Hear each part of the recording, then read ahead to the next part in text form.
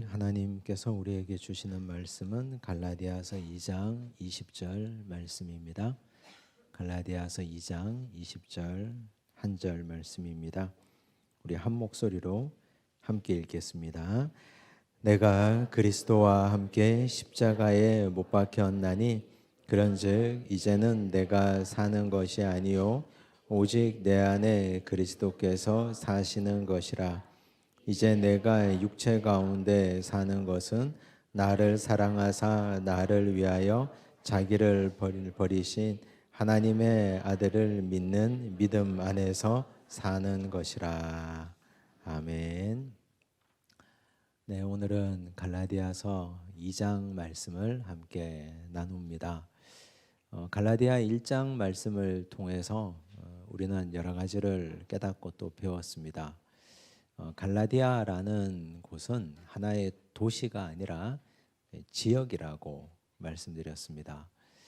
갈라디아는 북갈라디아가 있고 또 남부 갈라디아가 있는데 남갈라디아의 네 도시를 갈라디아 지역 벨트라고 합니다. 네 도시 다 기억나십니까? 비시디아 안디옥, 루스드라, 이고니온, 더베. 이 네 도시를 갈라디아 벨트라고 하고 바울과 바나바가 이곳을 1차 선교 여행 때 가서 개척했습니다. 사실 첫사랑의 지역이 바울에게는 아주 강렬하게 남아 있었던 터라 2차 선교 여행 때도 갔었고 3차 선교 여행 때도 그곳을 방문합니다.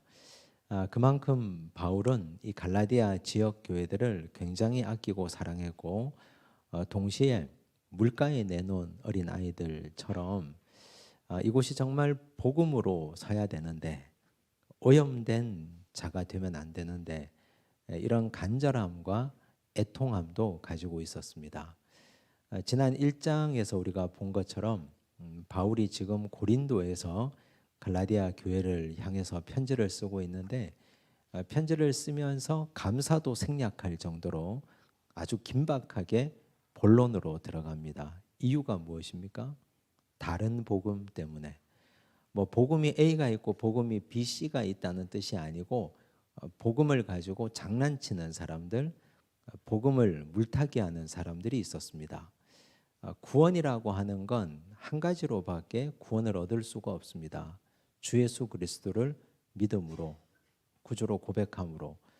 그것이 구원의 유일한 조건인데, 그런데 그것 말고도 주 예수 그리스도를 구주로 고백하는 것은 물론이고 그것 말고도 더하는 것 플러스 알파 거기에다가 물타기 하는 사람들이 있었는데 그 대표적인 것이 할례였습니다. 사실 할례라는 것은 받아도 그뿐이고 받지 않아도 그뿐인데 그런데 바울이 이 할례에 이렇게 목숨을 거는 이유는 유대인들이 이걸 구원과 연결시키기 때문에 그렇습니다. 그래서 바울이 그 이야기를 아주 강력하게 전했고 또 동시에 바울은 자신의 자전적 이야기를 들려줍니다. 바울이 다메섹 도상에서 예수님을 만났지 않습니까? 그 후에 우리는 바울의 행적에 대해서 좀 모호하게 잘 알지 못했는데 바울이 바로 예루살렘에 가서 사도들과 교제한 게 아니고 내 안에 그리스도께서 살아서 역사하시도록 하기 위해서, 이 말은 사실 자기 자신 안에 있는 자아를 죽이고 자신의 욕심을 십자가에 못 박기 위해서 그가 아라비아 사막으로 갑니다. 그곳에서 3년 동안 묵상하고 말씀 읽고 기도하고 사람이 되어가는 거죠. 이 3년의 기간이 지나고 예루살렘에 올라옵니다. 예루살렘에 와서 사도들과 교제를 나눕니다. 15일 동안. 거기까지가 우리가 지난주에 살펴본 바였습니다. 이제 오늘 그 다음 이야기를 함께 봅니다. 이제 두 번째 예루살렘 방문 이야기부터 출발합니다. 1절을 보십시오. 14년 후에 내가 바나바와 함께 디도를 데리고 다시 예루살렘에 올라갔나니. 이 2장이 14년 후라고 했는데 이 14년에 이 되는 기점은 1차 예루살렘 방문으로부터 14년이 경과한 후 과거에 가서 15일 동안 보름 동안 사도들과 짧게 교제하고 그리고 나서 다시 14년 후에 예루살렘에 올라갑니다. 근데 이번에는 동행자가 있습니다. 누구와 함께 갔습니까? 바나바, 디도와 함께 갔습니다. 바나바, 디도와 함께 갔다는 게 두 가지 의미에서 의미심장합니다. 첫째는 지금 현재 바울이 어떤 상황에 있는가 하는 걸 보여줍니다. 우리가 지금 이 사도행전하고 같이 막 섞어서 하니까 사도행전 말씀을 잘 모르면 좀 헷갈릴 수가 있고 이게 못하는 말씀인가 할 수 있는데 사도행전을 읽어보셔야 됩니다. 바울이 바나바와 함께 동역하죠. 어느 교회에서? 안디옥 교회에서. 예루살렘 교회에 핍박이 왔고 그 핍박 때문에 흩어진 사람들이 북쪽으로 올라가다가 수리아 지역에서 안디옥 교회를 개척합니다. 그렇죠? 그런데 그 개척 교회의 첫 번째 목사님으로 예루살렘 교회에서 파송한 사람이 바나바였습니다. 바나바는 혼자 목회하지 않고 고향 다소에 가 있던 바울을 데려다가 함께 목회합니다. 지금 그러니까 바울이 바나바와 함께 갔다는 건 현재 바울의 상황이 안디옥 교회를 목회하고 있었던 중이라는 뜻입니다. 이거 이해되시죠? 그리고 또 두 번째 의미, 바나바는 유대인입니다. 즉 할례로 따지면 바나바는 할례 받은 사람이고 디도는 헬라인입니다. 이방인입니다. 그러니 할례로 따지면 디도는 할례 받지 않은 사람입니다. 여기에 바울의 의도가 숨어 있습니다. 한 사람은 할례 받은 사람을 데리고 갔고 한 사람은 할례 받지 않은 이방인, 헬라인을 데리고 갔습니다. 그런데 여러분 예루살렘에 가면 일반적으로 예루살렘에 사는 사람 말고 방문자들이 유대인들이 예루살렘에 오면 반드시 가는 곳이 있지 않겠습니까? 어딜 갑니까? 성전을 가겠죠. 성전을. 유대인들은 그 성전이 헤롯 성전인데 이 당시에는 성전을 반드시 방문하려고 합니다. 가고 싶기도 하고. 과거 옛날 솔로몬 성전 시절부터 사람들은 이 성전 DNA가 유대인들 속에는 아주 뿌리 깊게 자리 잡고 있기 때문에 성전에 올라가려고 합니다. 유대인들은 성전 올라가는 게 아무런 문제가 없습니다. 왜냐하면 할례 받은 유대인들이기 때문에. 그런데 이방인들은 성전에 못 들어갑니다. 지금 이 문제가 여기에 첨예하게 걸려 있는 상황입니다. 갈라디아서는 가벼운 책이 아닙니다. 이런 여러 가지 정치적인 역학관계를 보고 이 1절을 보시고 그 다음 2절을 봅니다. 2절 계시를 따라 올라가. 계시를 따라 올라갔다 그랬어요. 계시는 누구로부터 오는 거예요? 하늘로부터. 하나님 아버지로부터 계시가 오는 건데 바울은 지금 어떤 계시를 구체적으로 받았는지는 말하지 않습니다. 그런데 지금 여기 예루살렘에 올라간 게 14년 이후에 안디옥 교회를 목회하다가 할 일 없이 올라간 게 아니라는 겁니다. 지금 계시를 받아서 올라간 겁니다. 목적이 있어서 올라간 거예요. 그러면 그 계시 가운데는 디도를 데리고 가는 것도 이 계시에 포함된 겁니다. 자, 올라갔습니다. 내가 이방 가운데서 전하는 복음을. 바울이 이방 가운데서 전하는 복음이 뭐예요? 딱 한마디로 말하면 믿음으로 구원받는다. 이신칭의. 오직 믿음은, 오직 구원은 믿음으로부터만 말미암는 것이다. 그것 위에 모든 것은 다 헛되고 헛된 것이다. 이게 바울이 지금 이방에서 전하는 복음 아닙니까? 그렇죠? 계시를 따라 올라가 내가 이방 가운데서 전파하는 복음을 그들에게 제시해야 돼. 그들이 누굽니까? 예루살렘에 사는 사람들. 더 구체적으로 바울이 말합니다. 유력한 자들에게. 유력한 자들이 누굴까요? 바울이 갈라디아서에서 말하는 유력한 자들은 예루살렘 교회 지도자들을 말합니다. 즉 베드로, 야고보, 요한 같은 지도자들. 그런 자들에게 사사로이 한 것은, 사사로이 했다는 말이 뭐예요? 사적인 교제를 가졌다는 얘기입니다. 즉 바울이 지금 이방인들에게 전했던 자신의 복음을 공적인 자리에서 회당에 사람들 모아놓고 혹은 공적인 자리에서 사람들 운동장에 모아놓고 설교했다는 뜻이 아니고 예루살렘 교회 지도자들을 모아두고 그들에게 사적으로 이 복음을 전했다는 얘기입니다. 왜 그래야 됐을까요? 보십시오. 유력한 자들에게 사서로이 한 것은 내가 다름질하는 것이나 다름질한 것이, 다름질하는 게 뭐예요? 지속적으로 믿음으로만 구원받는다는 걸 전하는 이것이잖아요. 이것이 헛되지 않게 하려 함이라. 바울이 이렇게 한 이유가 예루살렘 교회에서 방해하는 사람들이 많았기 때문이에요. 여러분, 흔히 우리가 하는 말로, 세상 사람들이 하는 말로 여자의 적은 여자라 하잖아요. 동의하십니까? 내가 너무 예뻐서 나의 미모를 질투하는 여성들이 많다고. 그런데 교회가 교회되지 못하게 하는 건 오히려 교회일 때가 많습니다. 교회의 적은 교회일 때가 많습니다. 복음을 전하는데 바울이 지금 오직 믿음으로만 구원받는다는 걸 전하는데 안디옥 교회를 지금 목회하고 있잖아요. 안디옥 교회는 예루살렘 교회에서 개척한 교회예요. 예루살렘 교회는 모교회입니다. 뿌리 교회입니다. 그런데 이 교회에서 이 복음을 방해하는 유대인들의 세력들이 있었다는 뜻입니다. 이걸 14년 동안 견디다가 바울이 바나바와 헬라인 디도를 대동하고 갑니다. 그래서 지도자들을 만납니다. 유력한 자들을.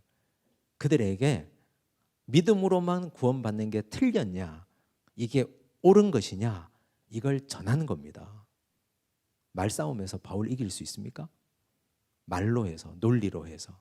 이게 그냥 싸움이 아니고 바울은 복음을 원색적으로 전하고 있는 것입니다. 베드로나 야고보나 요한에게. 이건 자기가 한 일이 아니다. 계시로 인한 것이다. 지금 이걸 2장에서 아주 명확하게 선제적으로 선포하고 들어가고 있습니다. 그 다음 일들입니다. 자, 3절 보세요. 그러나 나와 함께 있는 헬라인 디도까지도 억지로 할례를 받게 하지 아니하였으니. 자, 헬라인 디도가 그들 앞에 딱 있습니다. 바나바와 디도가 딱 대동해서 좌청룡 500호로 있습니다. 한번 그림을 상상해 보십시다. 예루살렘 교회 지도자들, 세 분의 지도자들이 있습니다. 주의 형제 야고보, 예수님의 동생 야고보입니다. 세 명의 기둥입니다. 베드로와 요한. 이 세 분이 예루살렘 교회 지도자들이에요. 유력한 자들이에요. 이분들과 바울과 바나바와 디도가 만났습니다. 그러면 이 세 분이, 야고보와 베드로와 요한이 생각할 때 누가 걸립니까? 지금 디도가 걸리는 거예요. 디도가. 뼛속 깊이 유대인들인 이 세 분은 교회 지도자들이라 할지라도, 그리고 이 교회에 세 분이 와서 왔다 갔다 하잖아요. 바울도 바나바도 디도도. 그러니까 주변 사람들이 자꾸 이 지도자들에게 저놈은 할례도 안 받은 헬라인 아닌가? 아, 저놈이 할례도 안 받고 여기를 얼쩡거리네? 자꾸 그거 입을 대는 거예요. 그러면 이 지도자들이 한번 상상을 하는 겁니다. 지금 성경에 있다는 말은 아니에요. 베드로와 야고보와 요한이 분위기 좋을 때 밥 먹는 자리에서 바울 성질을 아니까, 야, 그냥 온 김에 디도 할례밖에 하고 성전도 한번 구경하고 가면 좋잖아. 같은 값이면 다 엉치면 돼. 한번 해라. 그냥 네 말이라면 디도가 들을 것 아니냐. 이제 이런 식으로 얘기가 오갔다는 얘기예요. 그런데 바울은 어떻게 해요? 억지로는 할례를 받게 하지 않는다. 그러려고 데려간 거예요. 그러려고. 왜? 할례 받는 게 어떻고 받지 않으면 또 어떻습니까? 바울이 할례에 대해서 가지고 있었던 생각이 고린도전서에 명확하게 나타납니다. 고린도전서 7장 18절에서 20절까지 말씀을 보면 바울은 이런 얘기를 했어요. 보십시오. 찬찬히. 할례자로서 부르심을 받은 자가 있느냐? 무할례자가 되지 말며 무할례자로 부르심을 받은 자가 있느냐? 할례를 받지 말라. 할례 받는 것도 아무것도 아니요, 할례 받지 아니하는 것도 아무것도 아니로되 오직 하나님의 계명을 지킬 따름이니라. 왜 아무것도 아니라 할까요? 구원과 아무 상관없기 때문에. 구원과 각 사람은 부르심을 받은 그 부르심 그대로 지내라. 여러분 기억나십니까? 우리가 고린도전서 공부를 이미 했는데 고린도전서 7장이 뭘 다루는 장입니까? 결혼을 다루는 장이에요. 결혼하고 안 하고 가지고 교회 안에 말이 많으니까. 여러분 우리도 교회 안에서 좀 젊은 처녀 총각 보면 왜 너는 장가 안 가니? 너는 시집 안 가니? 제발 그런 거 좀 묻지 마시고 그런 생각조차 하지 마십시오. 뭐 생각하는 거야 죄겠냐마는. 그런데 결혼을 하건 말건 그게 구원받는 것하고 신앙생활하는 거하고 무슨 상관이 있습니까? 거기다 한 걸음 더 나아가서 너는 빨리 시집가서 애를 낳아야지. 그런 얘기를 왜 합니까? 왜? 왜 하는 겁니까? 그런 얘기를? 그 인구 소멸에 대해서 왜 걱정합니까? 우리가 살아있을 동안은 인구 소멸 안 되고 살 텐데 알아서 할 텐데. 바울이 그런 거예요. 결혼하건 결혼하지 않건 부르심을 받은 그대로 지내라. 할례를 받건 할례를 받지 않건 부르심을 받은 그대로 지내라. 할례 받지 않았는데 굳이 할례 받으려고 애쓰지 마라. 왜? 그게 구원과 하등에 상관없는 것이기 때문에. 그러나 네가 하고 싶으면 해도 상관없다. 그런 얘기였어요. 이거 이해되십니까? 이제 그런 맥락으로 바울은 할례를 생각하고 있었단 말이에요. 그런데 바울은 디도에 대해서만은 할례를 절대로 받게 하지 않으려고 한 겁니다. 왜 그랬을까요? 이놈들이 예루살렘 교회에서 온 유대인들이 이놈들이 지속적으로 할례를 구원과 연결시키고 있기 때문입니다. 할례를 구원과 연결만 안 시키면 디도가 받고 싶으면 받는 거고 받고 싶지 않으면 안 받아도 되는 거예요. 그런데 야, 할례 받아야 진짜 구원이야. 믿음으로도 구원받지만 할례도 구원의 한 증표가 되니까 할례 받아야 된다. 이렇게 얘기하니까 바울이 그렇다면 받지 마라. 목숨 걸고 받지 마라. 이렇게 말하는 거라고요. 단어를 바꿔서 얘기해 볼게요. 교회에서 새벽 기도하는 것 해도 되고 안 해도 되는 것 아닙니까? 하고 싶으면 하는 거예요. 내가 건강 상태가 되고 내 삶의 상황이 되면 새벽 기도 할 수도 있고 안 되면 못 할 수도 있는 거예요. 그런데 만약 누군가가 우리 안에 있는 거짓 교사가 나타나서 믿음으로 구원받아. 근데 새벽에 정성을 들여야 한 1000일 정도 새벽 기도를 해야 너희가 구원받을 수 있다. 그러면 저는 길을 쓰고 새벽 기도 폐해버릴 겁니다. 하지 말라고 해. 하지 말라고. 나오지 말라고. 왜냐하면 그게 구원과 연결된다면 그게 오해를 불러일으키기 때문에 그렇습니다. 이 지점의 차이를 우리는 잘 이해하셔야 됩니다. 사람들은 자기도 모르게 내가 하고 힘쓰고 애쓰고 있는 걸 구원과 연결시키는 경향들이 있습니다. 내가 수고하는 걸. 그걸 구원과 연결시키기 때문에 바울이 길을 쓰고 디도 데리고 다니면서 할례 받지 않는 디도를 일부러 달고 다니는 거예요. 보라고. 사람들 보라고. 이게 바울이 디도를 데리고 다니는 이유입니다. 억지로 할례 못 받게 하는 거예요. 근데 보세요. 그 다음 페이지 한번 보십시다. 사도행전 16장 1절에서 3절. 사람들은 이제 이런 바울의 모습을 이해를 잘 못하는데요. 바울이 더베와 루스드라에도 이름에 이거 2차 선교 여행 때입니다. 거기 디모데라 하는 제자가 있으니 그 어머니는 믿는 유대 여자요 아버지는 헬라인이라. 디모데는 루스드라와 이고니온에 있는 형제들에게 칭찬받는 자니 바울이 그를 데리고 떠나고자 할새 그 지역에 있는 유대인으로 말미암아 그를 데려다가 할례를 행하니 그랬어요.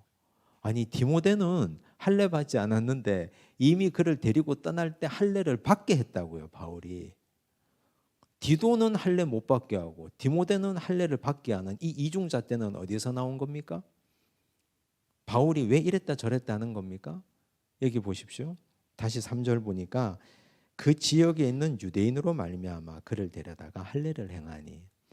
이 유대인들은요 할례가 구원의 조건이라고 말하지 않았거든요. 이 유대인들은 할례를 구원과 연결시키지 않았거든요.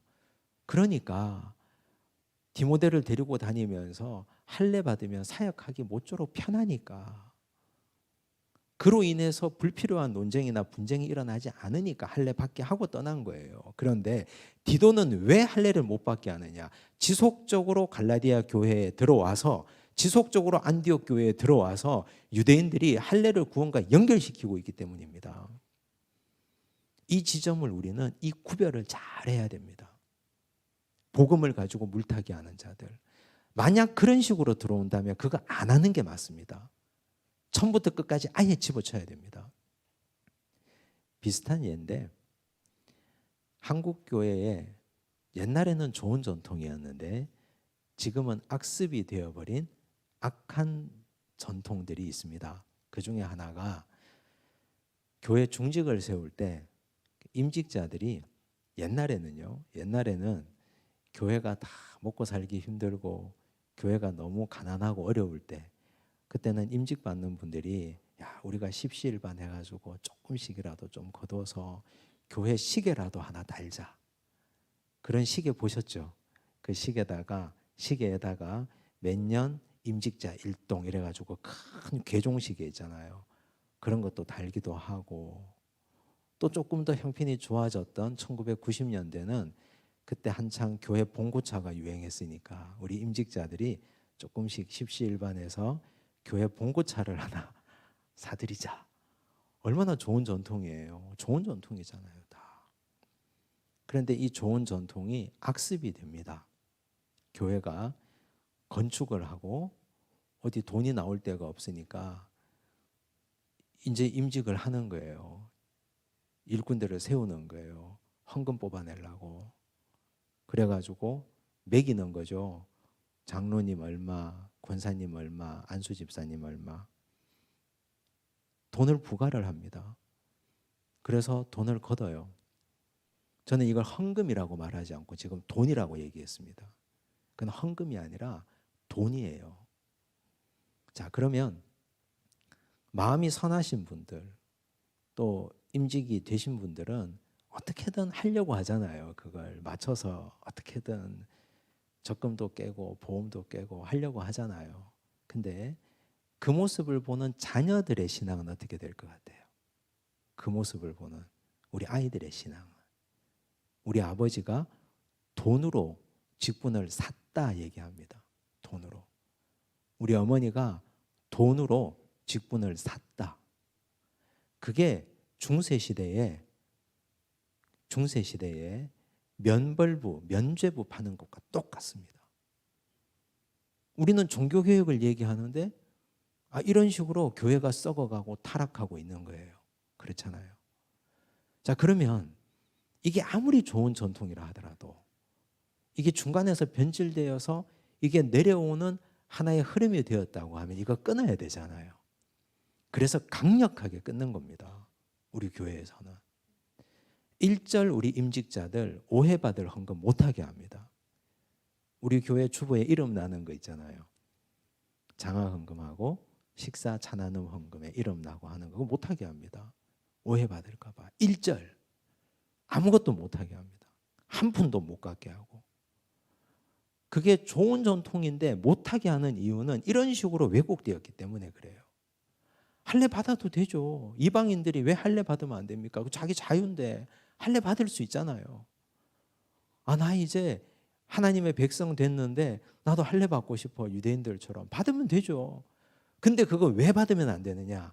이걸 구원의 조건을 가지고 거는 놈들이 있기 때문에 길을 쓰고 바울이 디도 데리고 다니면서 억지로 할례 못 받게 하는 거예요.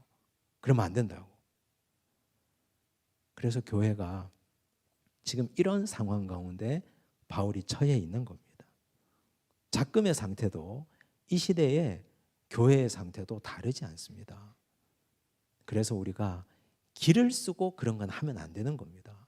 구원과 연결시키고 직분을 돈으로 산다. 이걸 자녀들에게 넣어줄 때는 철저하게 이걸 끊어줘야 됩니다. 철저하게. 어떤 일이 있어도. 그 다음 중요한 말씀하죠. 4절. 이는 가만히 들어온 거짓 형제들 때문이라. 그들이 가만히 들어온 것은 그리스도 예수 안에서 우리가 가진 자유를 엿보고 우리를 종으로 삼고자 함이로되. 가만히 들어온 거짓 형제가 어떤 놈들입니까? 복음에 물타기 하는 자들, 그런 자들이죠. 자, 여기 자유라는 얘기를 했습니다. 자유, 할례 받을 자유, 받지 않을 자유. 그리스도인들은 자유가 있는 존재입니다. 진리를 알지니 진리가 너희를 자유케 하리라 그랬잖아요. 그렇잖아요. 구원받은 사람들은 세상의 법에서 자유한 사람들입니다. 얼마나 자유롭습니까? 복음이 우리를 건져냈는데 그게 자유가 돼야 되거든요. 그런데 오히려 다른 조건을 가지고 구원을 걸어버리면 그게 종로로 타는 거지 자유로울 수 없습니다. 이단 집단들 보세요. 이단 집단은 항상 구원을 믿기로 다른 걸 요구를 합니다. 이게 순서가 바뀌어 있어요. 신천지 이단 14만 4천, 너희들이 헌금 다 갖고 와, 집 팔아서 갖고 와, 함께 모여서 공동생활을 해야 돼, 열심을 내라. 그 열심이 14만 4천 안에 들어가게 될 것이다. 그게 여기 지금 할례 받아야 구원받는다는 얘기와 다를 바가 뭐가 있습니까? 교회 안에서도 열심히 봉사해라, 열심히 충성해라, 그러면 구원받을 것이다. 이게 신천지 이단 집단들과 다를 게 뭐가 있습니까? 그게 자유입니까? 자유가 아니잖아요. 진짜 우리가 자유로운 것은 하나님께서 나 같은 인간을 건져주시고 구원해 주신 은혜에 감사해서 자유롭게 섬기고 자유롭게 헌금하고 자유롭게 봉사하고 자유롭게 하나님 일하는 거예요. 그렇잖아요. 그래서 그리스도인의 삶은 항상 잔치가 있습니다. 구원의 은혜가 항상 우리 안에 있다면 그걸 기억해야 됩니다. 그걸. 물론 그렇죠. 이제 신앙의 연수가 좀 오래되고 또 직분이 좀 시간이 지나고 이러면 하기 싫어도 해야 되는 것도 좀 있습니다. 예를 들어 제가 담임 목사잖아요. 주일날 아침에 일어났는데 오늘 가기 싫어. 안 가버리면 어떻게 됩니까? 안 가버리면, 안 갈 자유가 있다고 안 가버리면 구원의 여부와 상관없지만 이 강단은 누가 설교합니까? 와야 되잖아요. 그런 건 있죠. 그런 걸 가지고 시비 걸면 안 돼요. 그런데 본질적으로 우리는 자유가 있다는, 자유를 가지고 있다는 존재, 이걸 우리가 항상 기억하고 마음속에 새기고 사셔야 됩니다. 그 다음 페이지 로마서 4장 2절과 3절을 보시면 이런 얘기를 하죠. 만일 아브라함이 행위로서 의롭다 하심을 받았으면 자랑할 것이 있으려니와 하나님 앞에서는 없느니라. 성경이 무엇을 말하느냐? 아브라함이 하나님을 믿음에 그것이 그에게 의로 여겨진 바 되었느니라. 뒤에 가면 또 나오는데 지금 행위를 얘기하고 믿음을 얘기합니다. 여러분, 행위가 왜 구원의 조건이 될 수 없을까? 생각해 본 적이 있습니까? 행위가 왜 구원의 조건이 될 수 없나? 이건 아주 단순한 겁니다. 자, 89.5, 90점입니까? 아닙니까? 맞아요, 아니에요? 반올림하면 안 됩니까? 반올림하면. 만약에 반올림해서 90점 줬다 합시다. 89.5 받은 사람을. 그러면 89.4 받은 사람은 어떻게 됩니까? 반올림 말고 수학에 올림이라는 것도 있습니다. 89.1도 좀 올려주세요. 아까 또 마음이 좀 약해가지고 채점하는 채점자 교수님이 그래 뭐 0.1점, 0.3점 차이인데 올려줄게. 그러면 88.9 맞은 사람은 어떻게 됩니까? 이게 애매한 거예요. 이게 행위로서의 구원이 얼마나 열심히 해야 구원이라는 조건에 도달할 수 있을까요? 얼마나 헌금을 많이 해야 하나님이 그 헌금을 만족하실까요? 얼마나 내가 새벽기도 열심히 나와야 천국 갈 만큼 도장 찍을 수 있을까요? 얼마나 내가 전도를 많이 해야 하나님을 기쁘시게 할 수 있을까요? 99명이면 됩니까? 그럼 또 물을 거 아니에요. 그 99명 중에 10년 뒤에 몇 명 남았냐? 2명 남았는데요. 그러면 3명 전도에서 2명 남은 사람하고 2명 전도에서 99명 전도에서 2명 남은 사람하고 누가 더 의로우냐? 이런 거 따지고 있을 거 아니에요. 그래서 행위가 안 된다는 겁니다. 그래서 행위로서는 구원이 안 된다는 겁니다. 하나님 골치 아파가지고 이거 소원술이 다 듣고 이거 규정 다 만들고 교회가요, 은혜가 사라지면 교회 규정집이 이만큼 두꺼워집니다. 은혜가 사라지면. 근데 은혜가 있고 하나님의 말씀과 복음이 있으면 다 하나님 은혜 아래서 규정집도 필요 없고 그냥 보편적인 상식으로, 믿음의 상식으로 다 동의할 수 있는 거잖아요. 그렇죠? 교회 규정집이 왜 날이 갈수록 두꺼워질까요? 은혜가 사라지고 사람들이 날카로워지고 그거 가지고 디테일한 법을 계속 따지고 들기 때문에 또 만들고 또 만들고 또 만들고 또 만들고 하는 겁니다. 그런데 법이 현실을 따라갈 수 있습니까? 절대 못 따라갑니다. 사람들의 삶은 저만큼 앞서가는데 법은 저만큼 뒤에 있습니다. 절대 못 따라갑니다. 그래서 행위로서는 구원 자체가 불가능합니다. 이 기준으로 가면. 이제 믿음의 본질에 대해서는 그 뒤에 다시 말씀드립니다. 6절 보십시오. 바울이 이제 성과를 얻은 게 있는데요. 유력하다는 이들 중에, 유력하다는 이들. 바울이 약간 비꼬는 느낌이 있죠. 그죠? 야고보와 요한과 베드로 뭐 이런 사람들 중에 본래 어떤 이들이든지 내게 상관이 없으며 하나님은 사람을 외모로 취하지 아니하시나니 저 유력한 이들은 내게 의무를 다하여 준 적이 없고 도리어 그들은 내가 7절부터 중요합니다. 무할례자에게 복음 전함을 맡은 것이, 무할례자는 이방인입니다. 한마디로 말하면 즉 사도들은 바울이 이방인들에게 복음 전함을 맡은 것이 베드로가 할례자에게 즉 유대인들에게 맡음과 같은 것을 보았고, 이게 중요하죠. 베드로의 역할이 뭡니까? 유대인들에게 복음을 전하는 것. 바울의 역할은 이방인에게 복음을 전하는 것. 바울이 지금 계시를 받아서 바나바와 디도를 데리고 14년 후에 여기 올라왔잖아요. 그래서 단판을 지었습니다. 야고보와 요한과 베드로와 함께 앉아가지고 단판을 지었습니다. 그 결과 이들이 그걸 인정했다는 말입니다. 바울 너의 사역을 인정하노라. 너의 이방인 사역을 인정하노라. 마치 베드로가 유대인들에게 복음을 전하는 걸 인정받는 것처럼 너는 이방인들에게 복음 전하는 걸 인정하노라. 이걸 인정받았다는 뜻입니다. 베드로에게 역사하사 그를 할례자의 사도로 삼으신 이가 또한 내게 역사하사 나를 이방인의 사도로 삼으셨느니라. 아, 대단한 수학이죠. 그죠? 9절 또 기둥같이 여기는, 어디의 기둥? 예루살렘 교회의 기둥같이 여기는 야고보와, 여기 야고보는 주의 형제 야고보입니다. 게바와, 게바 베드로죠. 요한도 내게 주신 은혜를 알므로, 누가? 하나님이 바울에게 주신 은혜를 알므로 나와 바나바에게 친교의 악수를 하였으니, 친교의 악수 인정했다는 얘기예요. 이제 서로가 서로의 다름을 인정하고 그 다름 가운데 일치를 추구하자는 얘기를 했다는 얘기입니다. 이제 이 이야기는 예루살렘 교회의 엉뚱한 인간들을 우리가 단속하마, 예루살렘 교회에서 그런 이야기가 나가지 않도록 우리가 책임지마, 그 이야기예요. 친교의 악수를 했다는 건. 이거 이해되시죠? 우리는 이방인에게로, 그들은 할례자에게로 가게 하려 함이라. 다 아름답게 해결이 잘 된 것처럼 보이죠? 다만 우리에게 가난한 자들을 기억하도록 부탁하였으니 이것은 나도 본래부터 힘써 행하여 왔노라. 이제 두 교회가 한 가지 일에 같이 동역하자. 그게 뭡니까? 구제하는 일.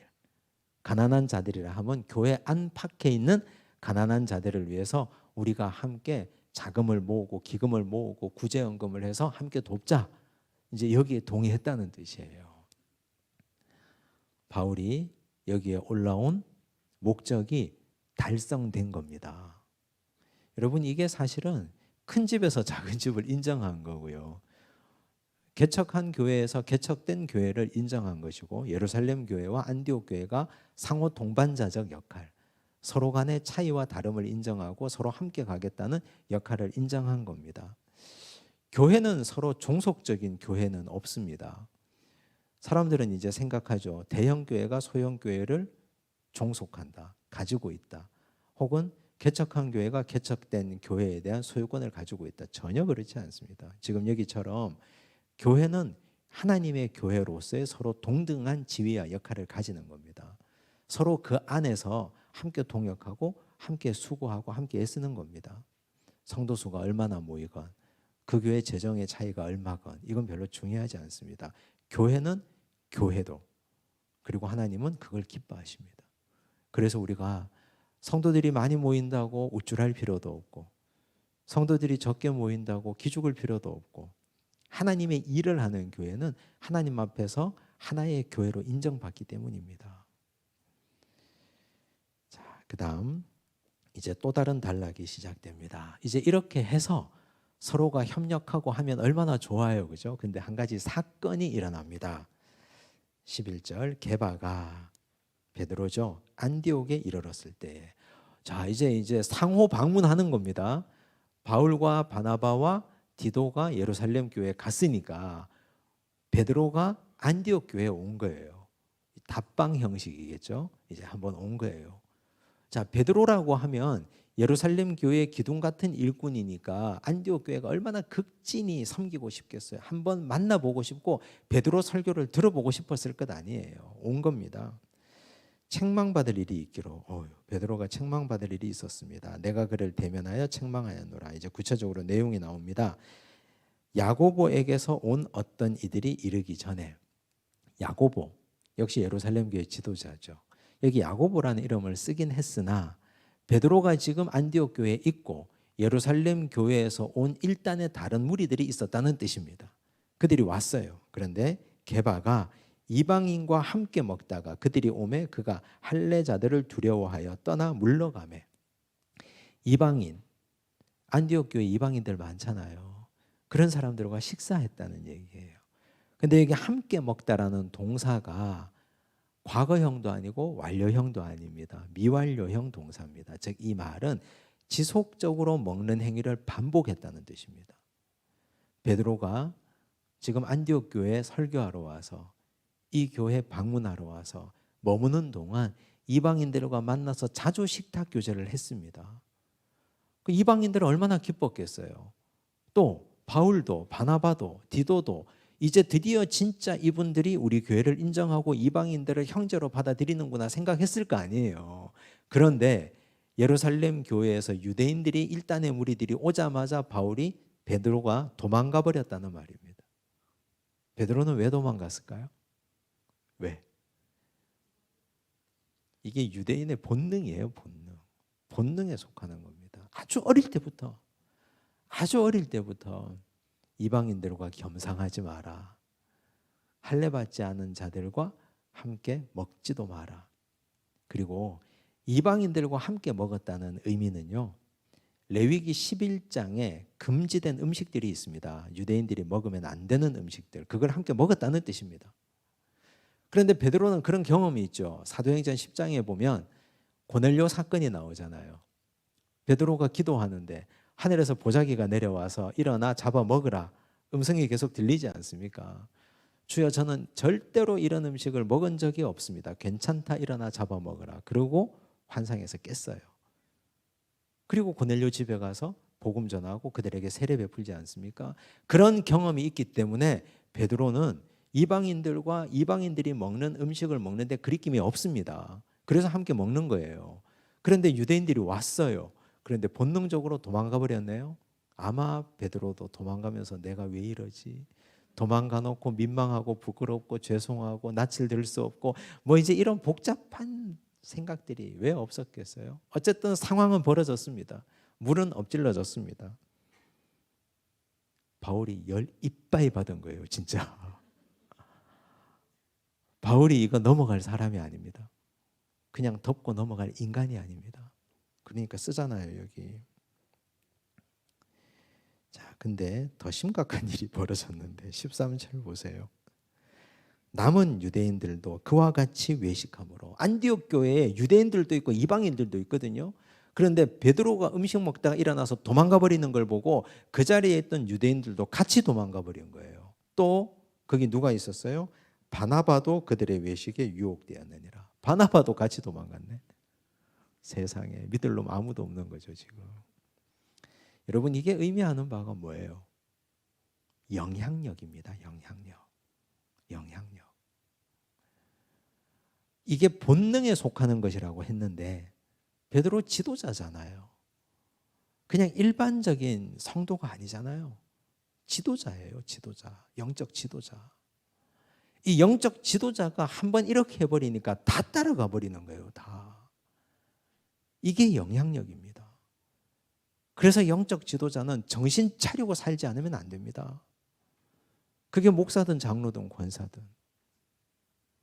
정신 바짝 차리고 살지 않으면 그 영향력에 사람들이 이리 휩쓸리고 저리 휩쓸리고 다닌다고요.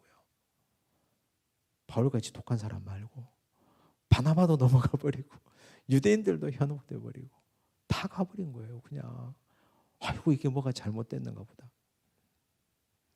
그래서 영적 지도자가 어렵다는 겁니다. 지도자의 위치와 자리가. 야고보가 그랬죠. 선생 되기 좋아하지 말라고. 높아지는 거 좋아하지 마라 그랬죠. 이 본능도 내가 억제하고 이 본능도 내가 거스를 수 있을 정도로 하나님 앞에 매일매일 깨어서 살아야 되는데, 그런데 베드로가 지금 이 순간의 유혹, 이 순간에, 이 찰나의 순간에 자기 자신을 못 지킨 거예요. 여러분, 이거 변명의 여지가 있습니까? 변명의 여지가 없습니다. 뭐라고 변명할 겁니까? 이거 변명할 수 없다고요. 사과하는 수밖에. 14절 보세요. 그러므로 나는 그들이 복음의 진리를 따라 바르게 행하지 아니함을 보고 모든 자 앞에서 게바에게 이르되. 조용히 할 수 있잖아요, 그죠? 바울이 베드로 찾아가가지고 이거 이러한 건 잘못되셨으니 잘못된 걸 사과하시고 그때 상황을 설명해 주십시오. 이럴 수 있잖아요. 근데 바울은 그런 인간이 아닙니다. 바울은 모든 자 앞에서 게바에게 이르되 공개적으로 책망했어요. 보세요. 내가 유대인으로서 이방인을 따르고 유대인답게 살지 아니하면서. 이게 무슨 말이에요? 베드로는 유대인입니다. 그런데 유대인처럼 율법에 매여 살지 않습니다. 그렇죠? 자유롭게 살잖아요. 이방인 음식 막 다 먹잖아요. 그러면서 어찌하여 억지로 이방인을 유대인답게 살게 하려느냐 하였노라. 너 이율배반이다. 근데 사실 베드로는요, 바울은 사도성을 인정받지도 못했던 사람이에요. 바울은 나이도 훨씬 어려요. 권위에 있어서도 베드로의 권위에 미치지도 못하는 사람이에요. 그런데 책망합니다. 이렇게 공개적으로 사람들 보는 앞에서. 왜 그럴까요? 왜 이렇게 해야 될까요? 바울이 그랬잖아요. 사랑은 어떻게 해요? 오래 참는 거라며요. 근데 왜 여기는 적용하지 않습니까? 왜 오래 참지 않습니까? 오래 참을 만한 대상이 아니기 때문입니다. 베드로는 지도자이기 때문에. 그리고 지금 바울은 자기 공동체를 지켜야 되는 사람이거든요. 이 공동체 안디옥 교회 공동체는 유대인들과 이방인 공동체로 하나가 되어 있는 공동체예요. 예수 그리스도께서 둘이 나누어진 걸 하나로 만든 공동체라고요. 에베소서 2장 13절에서 15절 말씀을 보시면 바울이 교회론을 얘기했죠. 이제는 전에 멀리 있던 너희가 그리스도 예수 안에서 그리스도의 피로 가까워졌느니라. 그는 우리의 화평이신지라. 둘로 하나를 만드사. 둘이 하나가 됐잖아요. 유대인과 이방인들이. 원수된 것 곧 중간에 막힌 담을 자기 육체로 하시고 법조문으로 된 계명의 율법을 폐하셨으니 이는 이 둘로 자기 안에서 한 세 사람을 지어 화평하게 하시고. 이런 공동체를 지금 꾸려가고 있어요. 지금 잘 되고 있어요. 이 인간만 아니면. 근데 베드로가 와가지고 이 공동체를 엉망으로 만들었거든요. 바나바도 따라가고 유대인들도 따라가고 기껏 둘이었던 걸 하나로 만들어 놨더니 예수 그리스도의 피로 하나가 되었더니 그 예수 그리스도의 피를 무색하게 하고 다시 두 조각 내버린 겁니다. 베드로가. 그래서 이 공동체를 살리기 위해서 여러 사람들 앞에서 너의 모습 행동이 잘못됐다는 걸 그대로 책망하고 있는 겁니다. 바울이 인간이 덜 돼서가 아니라, 바울이 못 돼서가 아니라 자기 공동체를 너무 사랑하니까 염치불구하고 체면불구하고 베드로에게 이 말을 할 수밖에 없는 거예요. 해야만 하는 겁니다. 자, 여러분, 사람이 나이가 들어감에 따라서 사회적 관계가 더 많아지잖아요. 그게 노련해지는 걸 우린 뭐라고 합니까? 사람이 정치화된다고 합니다. 본질보다 핵심 가치보다 관계를 따라가는 것. 지금 바울이 관계를 먼저 생각했더라면 이런 말 할 수 있습니까? 못합니다. 그런데 본질을 먼저 생각하니까 이 관계를 뒤로 하고 말할 수 있는 것입니다. 여러분, 교회 안에서도 우리가 오랫동안 신앙생활을 하다 보면 관계라는 게 생기잖아요. 인간관계라는 게. 목사와 장로님들과의 관계가 생기고, 장로님들끼리의 관계가 생기고, 성도들끼리의 관계가 생기잖아요.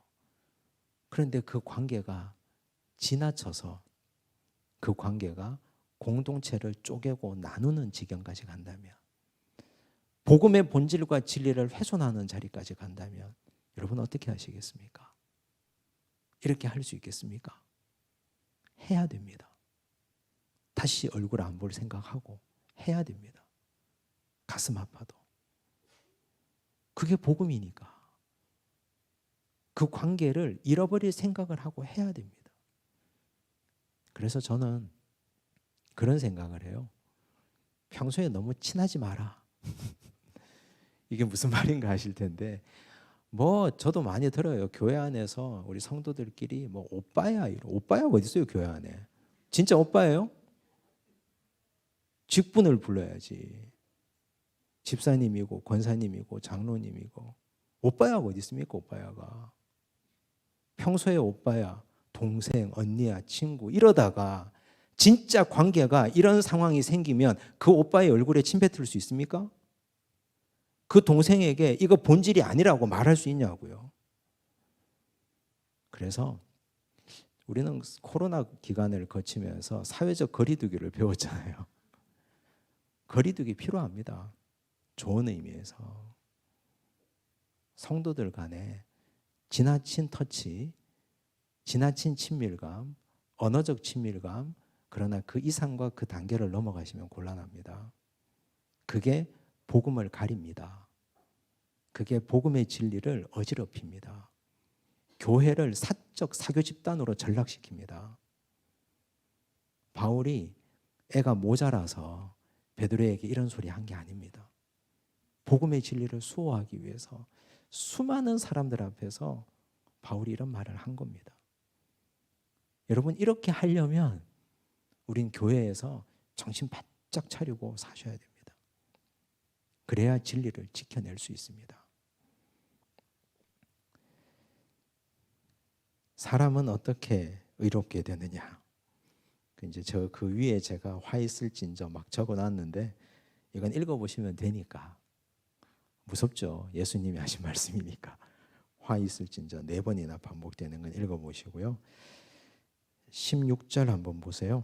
사람이 의롭게 되는 것은 율법의 행위로 말미암음이 아니요 오직 예수 그리스도를 믿음으로 말미암는 줄 알므로 우리도 그리스도 예수를 믿나니 이는 우리가 율법의 행위로서가 아니고 그리스도를 믿음으로써 의롭다함을 얻으려 함이라. 율법의 행위로서는 의롭다함을 얻을 육체가 없느니라.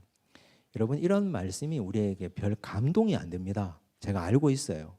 알고 있는데 읽은 이유는 감동이 안 돼요. 왜 감동이 안 되냐? 하도 많이 들어서. 율법의 행위로서는 구원 얻을 육체가 없다. 오직 믿음으로만 구원 얻는다. 근데 한번 생각해 봅시다. 잘난 사람이요, 자신 있는 사람이 행위를 주장합니다. 왜? 자신 있으니까. 공부 좀 하는 애들이 시험을 기다립니다. 왜? 시험 봐야 자기를 뽐낼 수 있으니까. 운동 좀 하는 애들이 체육 시간을 기다립니다. 저는 옛날에 체육 시간이 정말 싫었습니다. 그림 좀 그리는 애들이 미술 시간을 기다립니다. 저는 미술 선생님이 아프기만을 기도했습니다. 그렇잖아요. 행위 좀 하는 애들이 행위로 뭔가를 하려고 합니다. 잘난 사람들, 그리고 집안 좋은 사람들, 아버지도 장로님이요, 할아버지도 목사님이요. 우리 4대째, 4대 위의 할아버지는 선교사님에게 복음을 받아들여서 교회를 20개 지으신 분들. 이런 분들이 뭔가를 하려고 합니다, 자꾸만. 그런데 그게 구원 얻게 할 수는 없습니다. 결단코. 아까 말씀드렸잖아요. 세리의 기도와 바리새인의 기도를 아시죠? 누가복음 18장에. 세리의 기도는 어떻습니까? 주여 제가 죄인입니다. 할 수 있는 게 없거든요. 세리는 잘난 게 없거든요. 내세울 게 없잖아요.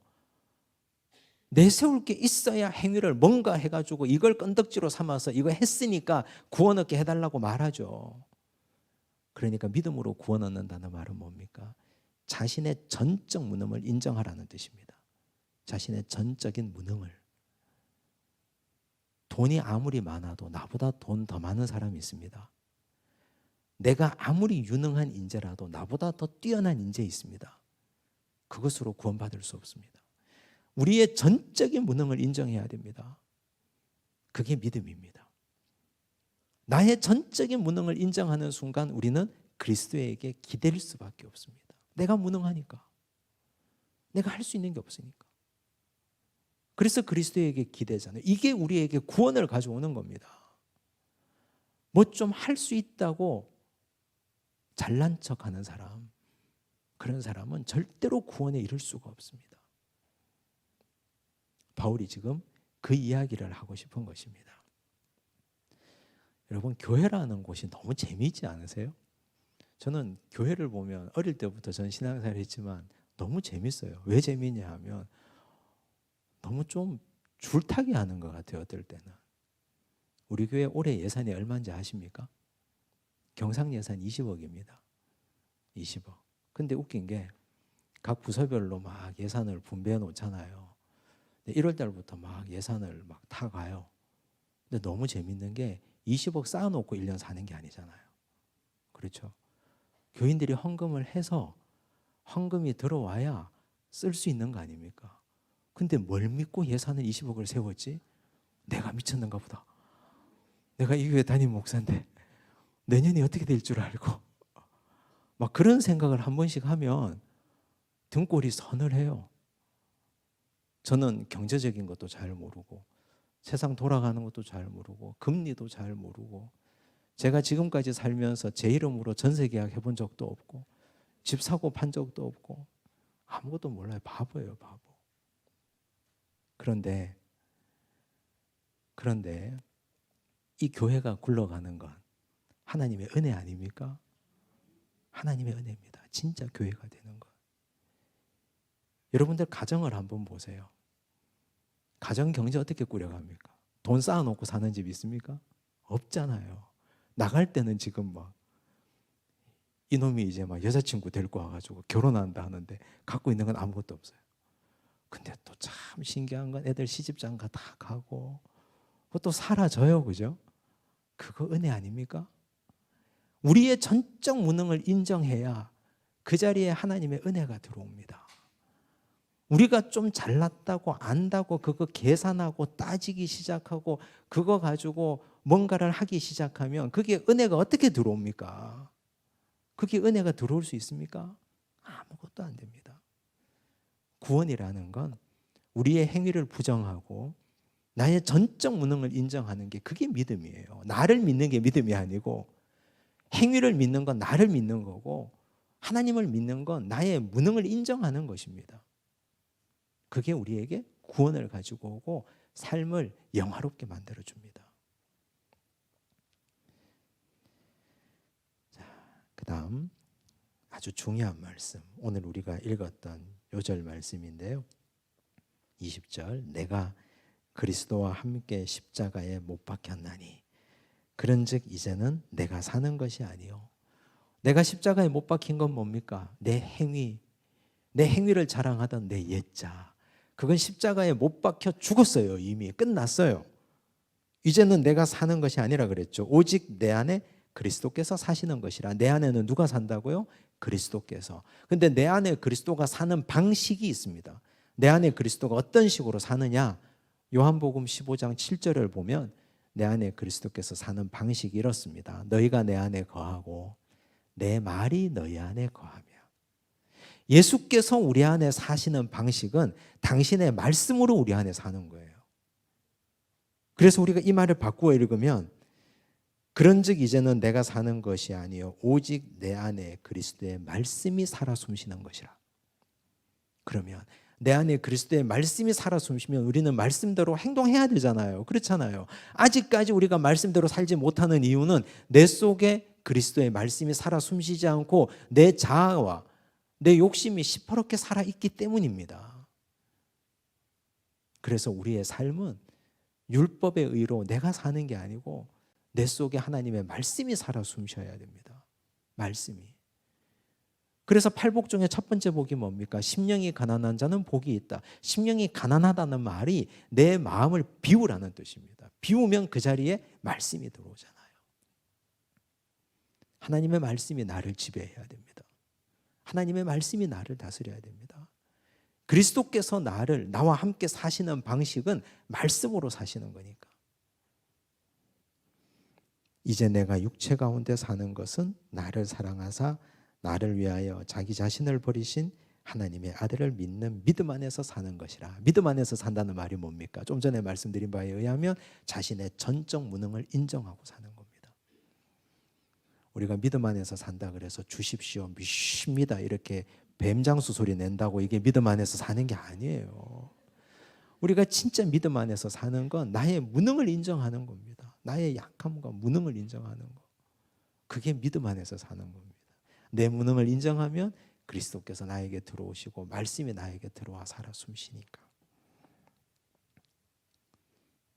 이 말씀 잘 기억하시고 오늘 주신 말씀대로 2장 말씀 진짜 중요합니다. 갈라디아서 2장이 갈라디아서 전체를 이끌어가는 하나의 변곡점이 되는 말씀이니까 지속적으로 묵상하시고 살펴보시면 좋겠습니다. 기도하겠습니다.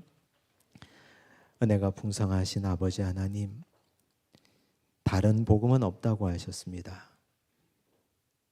예수 그리스도의 피로 말미암아 구원 얻는 것 이외에 할례 등의 다른 것을 구원의 조건으로 삼았던 유대인들처럼 우리는 그렇게 살지 않게 하옵소서. 예수 안에서 온전한 자유가 우리에게 있기를 원합니다. 주여, 또한 우리가 살아가는 모든 삶의 방식이 오직 믿음으로만 살게 하여 주시옵소서. 아무것도 아닌 것 가지고 율법의 의를 주장하지 않도록 도와주옵소서. 기껏 조금 헌신하고 봉사하고 헌금하고 그것 가지고 자랑하지 않게 하여 주시옵소서.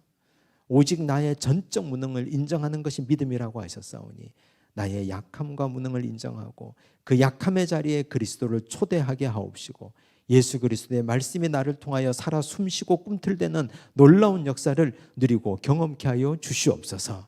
내 안에 그리스도께서 사는 것이 진짜 사는 것임을 깨닫게 하시고 우리가 내 자아로 살지 않으며 오직 말씀의 능력으로만 살아 숨쉬는 참으로 복된 존재 되게 하여 주옵소서. 모든 말씀 예수님 이름으로 기도드리옵나이다. 아멘.